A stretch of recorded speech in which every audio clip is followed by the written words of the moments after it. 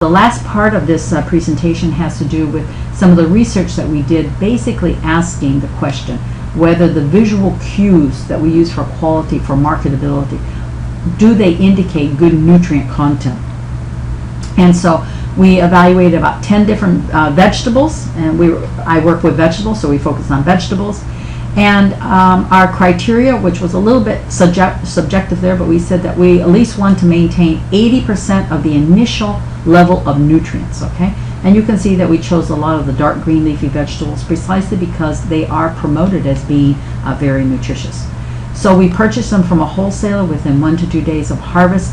They were held at 3 temperatures, and we used these temperatures precisely because products in the WIC stores could be held under this range of temperatures, even higher in some cases, right? But we chose this range. We held them up to 12 days.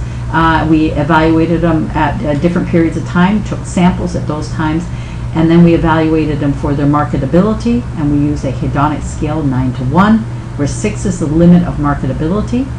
Then the nutrients that we measured were vitamin C, and we made a measure of what's called antioxidant activity. Okay? And here, just a little bit more about vitamin C. The reason we choose vitamin C, one is that fresh produce is the major contributor of vitamin C in our diet, and it's a very important vitamin for cell repair, etc., and for our viability. And also, it is a vitamin that degrades easily and often is used to assess handling conditions in post-harvest because we know it is not as stable. We say it's a labile vitamin. And then we measure antioxidant activity, and what that is a general measure of other constituents that provide this antioxidant, provide antioxidant activity. So there are assays that give us an overall estimate. And again, when we talk about compounds that provide antioxidant activity, those are compounds that help to reverse some of the initial stages of oxidation.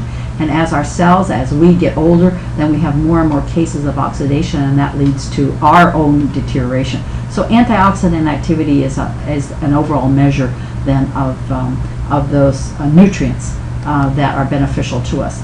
So here was just the initial composition of those 10 vegetables, and if you look at the column on vitamin C and antioxidant activity, you can see a lot of variation. For example, artichokes have a huge, very high antioxidant activity because they have a lot of phenolic compounds. And when you cut an artichoke, you know it browns very quickly, and that also is indicative of those phenolic compounds.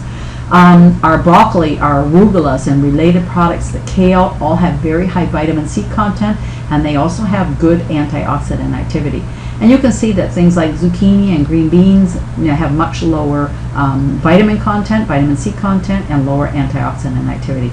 But those were the initial values that we started out with. So then we stored the product, and I'm just going to show this one example of spinach. So here we're looking at the visual quality of the marketability, and there's a dotted line on the left-hand graph there at 6. So 6 was the limit then. So we're looking at how many days at 32 degrees Fahrenheit, how many days at 50, and how many days at 68 before the product crossed that line. That gave us the estimate then of its marketability, its shelf life based on that criteria. And then that day we looked at what was the vitamin content and what was the antioxidant activity. So we did that with all of those vegetables, and we came up then with a general summary here. And so here what we have are the vegetables listed, and on the top we have the days that the product was visually marketable, so it was at a score 6 or higher. And then on the right we have the days that the product retained 80% of its nutrient value. And if we just look at the final row there where it says average, we can see that the average days at 32 degrees Fahrenheit was 12. If we move over to the days that retained its nutrient value, it was also 12. If we look at product that was held at 50 degrees Fahrenheit, the average value was 7.4. If we look at its 80% nutrient value, it was 9.6. So right there's a difference. So that means that at 50 degrees Fahrenheit on average, the products had about 7 days of marketability. But their 80% nutrient value was more than that. So that means that yes, if we chose the product at 7 days, we are assured that that had good nutrient value. In other words, it had at least 80% of its original nutrient value on average, and etc. So if you look specifically, let's just take one example, spinach. So spinach, it had 14 days shelf life at 32, and it had 14 days of 80% nutrient. We look at 50 degrees Fahrenheit for spinach, 7 days, and here 10 days it retained nutrient value. And at 68 degrees Fahrenheit, it only had a marketable or shelf life or marketability of 3 days, but it retained 80% of nutrient value up to 4 days. So again, those visual cues of is it visually, is it marketable, is it acceptable, also gives us an idea that for these vegetables, at least in this list here, that they were acceptable. So here we say, in summary, is the marketable appearance a reasonable indicator of good nutritive value? And for those 10 vegetables that we selected, in 8 of the cases, yes. In the case of broccoli, partially. The vitamin C was retained, whereas the antioxidant activity was not. And then in the case of asparagus, no. In other words, the asparagus looked good for a longer period of time than it retained its nutrient value.